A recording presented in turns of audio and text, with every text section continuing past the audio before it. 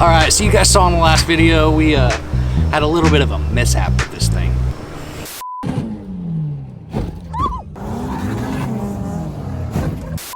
All the parts though to fix this thing are finally starting to show up, so the first plan of action is to get this thing off the trailer. Which means I get to hook the trailer to the truck for the very first time.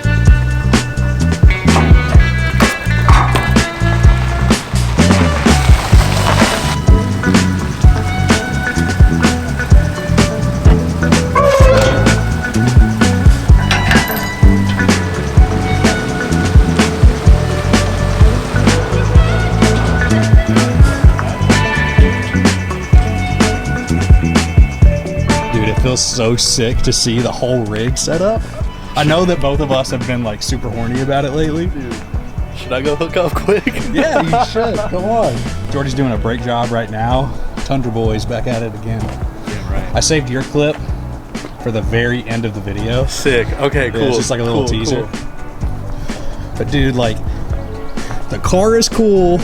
I like my trailer's cool, the truck is cool alone, but then to see the whole rig set up all at once, that's satisfying. That's so awesome. All right, let's get this thing off.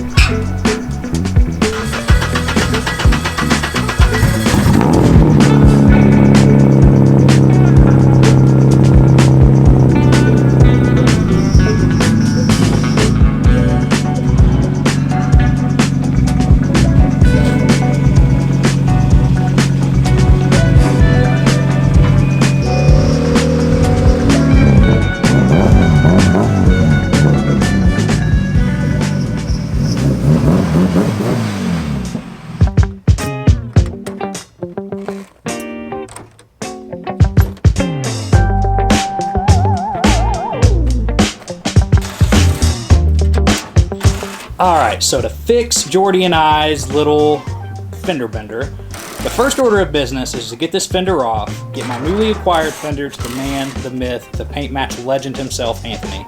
And then once I have that back and all my parts have been delivered, we can get the car on the lift and begin the process to finalize my current vision.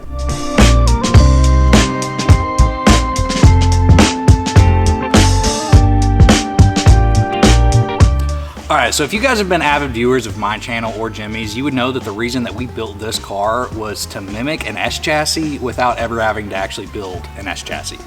This thing will never be an S chassis, and that's just the fact of the matter, no matter what we do to it. Different weight distribution, different suspension geometry, yada yada yada, a million other reasons. But there are some things that we can do to give my car the characteristics of one of these. We have a rear-wheel drive, 4-cylinder turbo, cheap, economy-based coupe, with a vast aftermarket community. We completely fixed the mounting situation, so the K-Series is actually as smooth as glass now.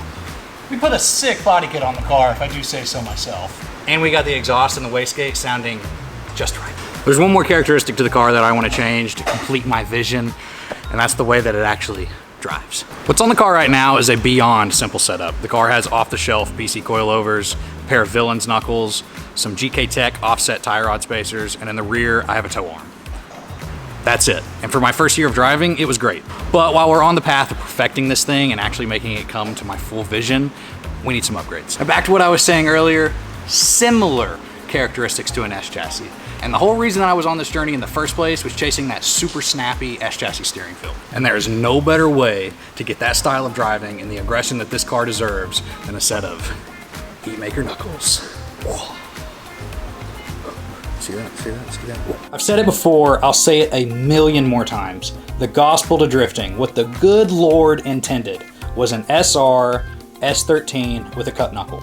Everyone knows the 240 guys run B knuckle, burst knuckle, created by Naoki Nakamura, the king of modern day aggressive driving over in the motherland. Over here stateside, probably the only Gaijin driver Naoki respects is the one and only Julian Jacobs. Naoki and Julian have an agreement that Julian can sell the burst knuckle stateside through Julian's own brand, Heatmaker. This is Julian's own creation of an aggressive knuckle setup for the Z6. One of the limitations I had with my current setup was the fact that the tie rods would smash into my lower control arm just because of its sheer size and width. So to accompany my new knuckle setup, we are going to introduce some GP Sports lower control arms. Much skinnier arm for more clearance. Also has some solid heim joints and a ton of adjustability.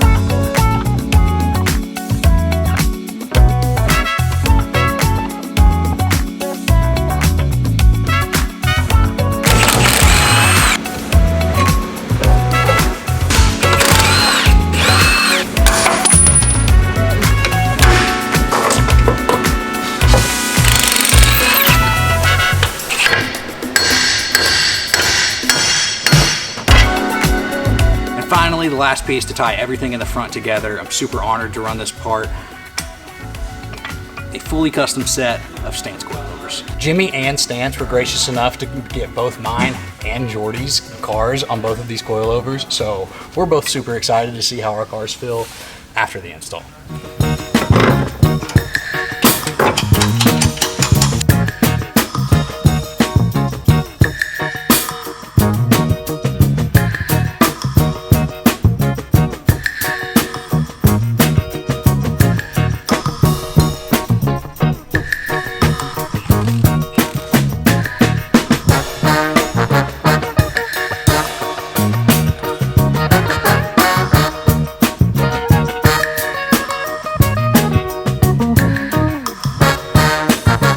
We told the guys at Stance what our goals were and what was done to the car, and since they are a partner company with Toge Factory, the entire swap kit for this car, these should be absolutely perfect.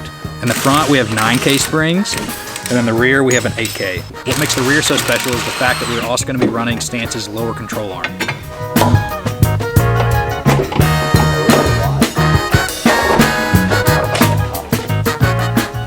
This thing is so sick. So the drop in the arm is actually going to help correct a lot of suspension geometry, and it'll allow for a slightly longer shock, which is a huge weak point on these chassis. Then we'll use the adjustment from this side to pull the track width in and get rid of as much camber as we possibly can.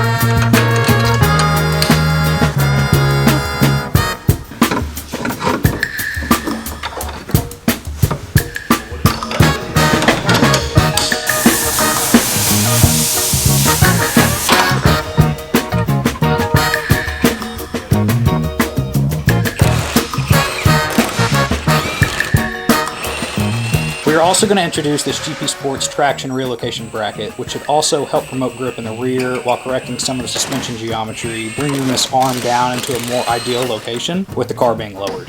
This was a gift from Jimmy, so, you know, shout out to J-Dog himself.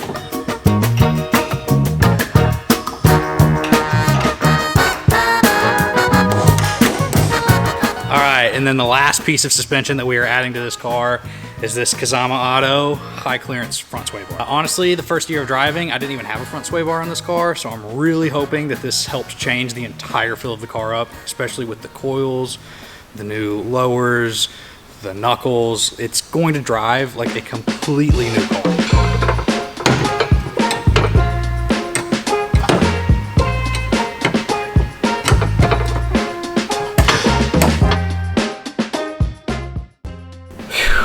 Okay, so it has been an incredibly long day redoing all of the suspension on this car. I've been going at it about 12 hours at this point. The last thing that I want to do to reward myself for this incredibly long day of work was to get the fender back on. Anthony got the fender back to me. It is paint matched absolutely perfectly.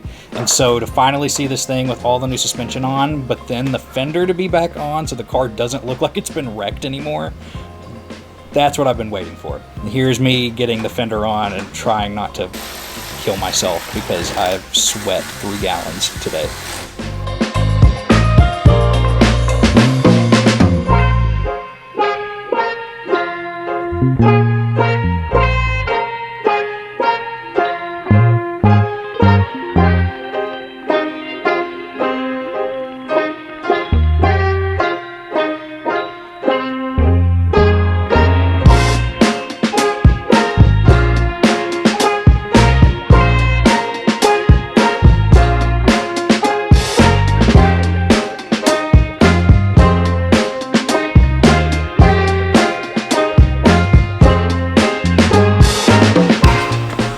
It has been an incredibly long weekend completely redoing the suspension on this car and getting it to the state that it actually is in now. This car, this chassis is kind of a blessing and a curse. It's a double-edged sword. People have been drifting these things for years, but there's not a ton of information out there for the style of driving that I actually want to be doing. You either have the guys that have the GK Tech bolt-on kit, or the guy on the opposite end of the spectrum who has full Wisefab front and rear.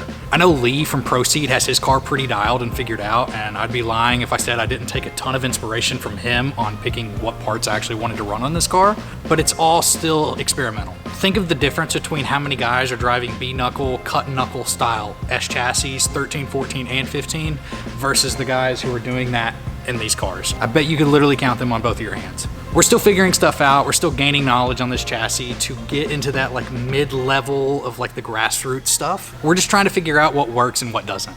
And I mean, to be honest, I've already noticed that the knuckle hits my front lower, and that's just part of the experiment and the fun. We'll either make some provisions, maybe modify them in a certain way, or I might have to get another arm to subdue.